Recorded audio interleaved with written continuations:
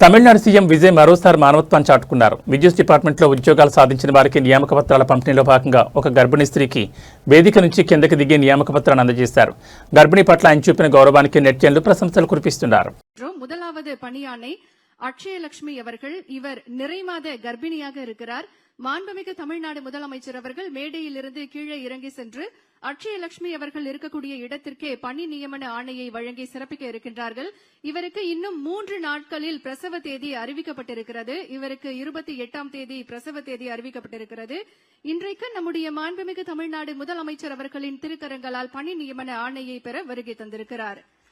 நாளை இந்த உலகிற்கு வருகை தரும் புத்தம் புது உயிரின் பாதுகாப்பிற்கும் நம் தமிழ்நாடு அரசு துணை நிற்கும் என்பதற்கு எடுத்துக்காட்டாக நம் மாண்புமிகு தமிழ்நாடு முதலமைச்சர் அவர்கள் அக்ஷயலட்சுமி அவர்களின் கனவுகளை நனவாக்கும் விதமாக பணி நியமன ஆணையை வழங்கி சிறப்பிக்கிறார்கள்.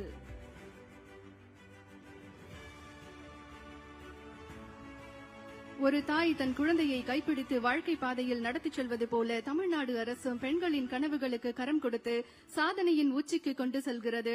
இதை